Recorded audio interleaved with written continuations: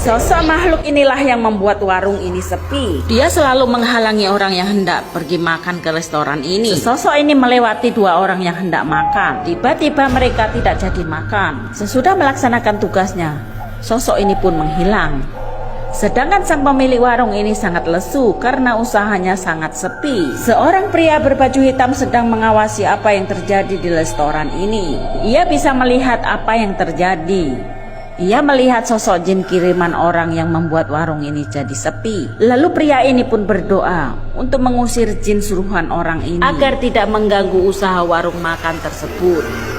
Usai berdoa, tamu pun mulai berdatangan di restoran ini. Ada beberapa orang yang mulai datang. Ketika tamu sudah duduk, sang pemilik restoran pun datang melayaninya. Ia mulai bersemangat karena sudah ada banyak tamu datang ke restorannya. Lalu pria berbaju hitam itu pun memberi pesan kepada sang pemilik restoran agar banyak-banyak berdoa.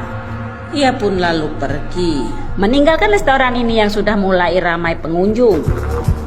Pria berbaju hitam ini pun mengunjungi sebuah rumah makan. Namun sang pemilik warung sedang gaduh sama sang istri karena semua lauk pauknya menjadi basi. Pukul apa masak semua ni? Belum pukul 8. Semua dah basi. Pria ini marah pada istrinya.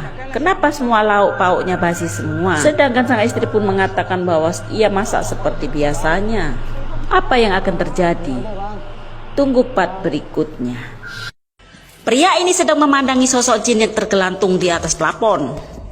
Ini adalah jin pasugihan. Makhluk ini sedang membagikan air liur kepada semua pelanggan yang sedang makan. Tampak semua pelanggan dengan lahapnya memakan makanan di restoran ini. Mereka tidak menyadari bahwa ada makhluk yang telah membagikan air liurnya kepada makanan di restoran ini. Menjijikkan ya guys.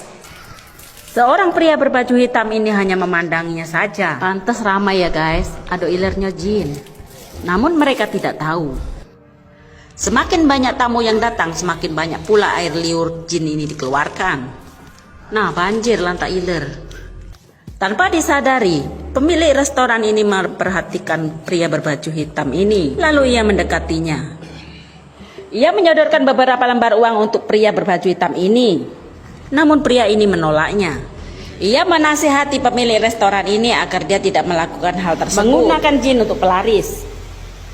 Bahwa usaha menggunakan jin itu perbuatan salah. Namun sang pemilik restoran ini pun membantahnya. Saya tidak merugikan kamu. Kenapa engkau harus mengurusi usaha saya? Ujar lelaki ini. Uang yang kau dapat itu dari hasil memperdaya orang. Itu tidak baik. Ujar pria ini menasihatinya. Namun sang pemilik warung tidak terima. Karena pria ini terlalu ikut campur urusannya. Tunggu part berikutnya guys. Pada suatu malam pria ini sedang menutup tokonya.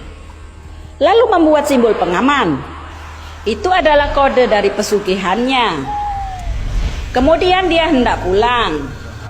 Datang seorang pria berbaju hitam yang memang sudah menunggunya sejak tadi. Pria berbaju hitam ini tersinggung dengan apa yang dilakukan oleh pemilik restoran ini. Karena pemilik restoran ini pernah memberikan uang kepada pria berbaju hitam ini. Karena merasa tersinggung, mereka pun akhirnya baku hantam. Kedua tangannya pun dipegang. Pria ini tidak bisa berkutik lagi. Pria ini menggoreskan tangannya ke leher pemilik warung tersebut sambil membacakan doa agar ia tidak melakukan pesugihan jin ini lagi. Lalu didorongnya hingga terjatuh. Pria ini pun tidak bisa berkutik. Pria ini pun tersungkur. Lalu pria berbaju hitam pun meninggalkannya menuju ke arah pintu. Lalu menghapus semua tanda yang ada di pintu restoran tersebut. Tunggu cerita selanjutnya ya guys.